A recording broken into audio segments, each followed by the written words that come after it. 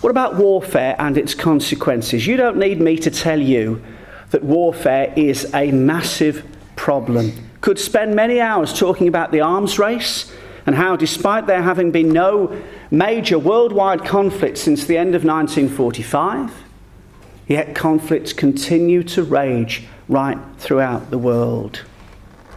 Between nations, sometimes within the same countries, and I haven't even dealt with terrorist attacks.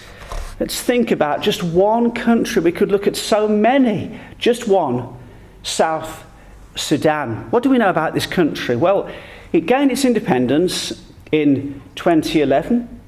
Its population is around 12 million. The majority religion is Christianity. According to UN figures, it is the 7th poorest country in the world. And it has been ravaged by civil war since 2013. And during that time, how the average man, woman, and child have suffered.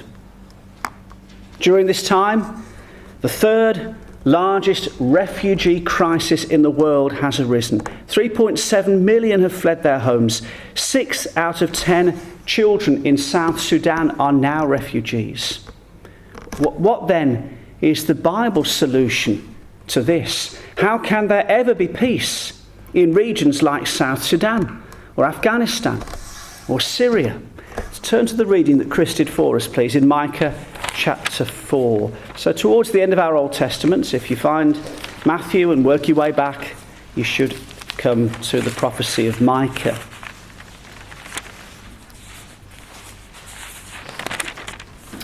Micah 4 and verse 3.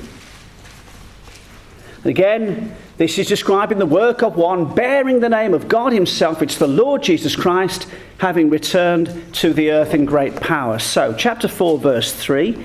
And he, that is Jesus, shall judge among many people and rebuke strong nations afar off. And they shall beat their swords into plowshares and their spears into pruning hooks. Nation shall not lift up sword against nation, neither shall they learn war any more. But they shall sit every man under his vine and under his fig tree, and none shall make them afraid.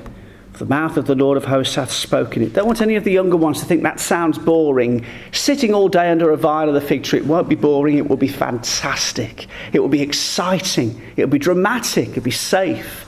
It's a symbol of peace, that's what it is, living peacefully upon the earth. Now, those words about plowshares and swords and pruning hooks and spears, do they ring a bell? Where might you have heard or have seen them elsewhere? These words are actually the slogan of the United Nations.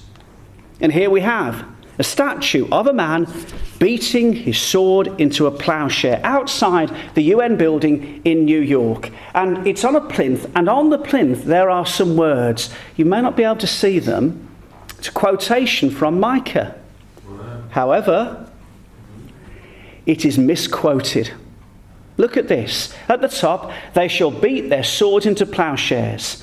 On the plinth, we shall beat our swords into plowshares. We will do it, say the UN. We can do it, say the governments of this world. If only you'll trust us, we can bring lasting peace upon the earth with the greatest of respect to those who have a very genuine aim and who spend many a long hour trying to achieve it. They have achieved virtually nothing.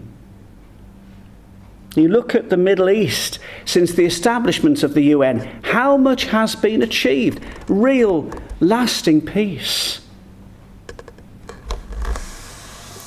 The earth of the future will be a place where peace is real, it is lasting, it is true. No rogue state, no power-mad leader, no terrorist on a mission will ever be able to change that. Our fourth key area then, religion. It is an old joke. Never talk to people about religion or politics. Why? Because very often people will have very strong views. You never really know who's right and wrong anyway. You'll only end up disagreeing, and you might end up falling out with somebody that previously you got on very well with. Well, like it or like it not, religion at times is or is perceived to be a divisive matter. If only there was no such thing as religion, I've heard this, you probably have as well, there would be no more wars. Okay, it's a real sweeping statement, that is my word. Totally ignoring the fact that all the major conflicts upon the face of the earth have not been brought about by religious differences whatsoever. They have come as a result of domination, of rulership, of greed. And yet there are so many different faiths throughout the world.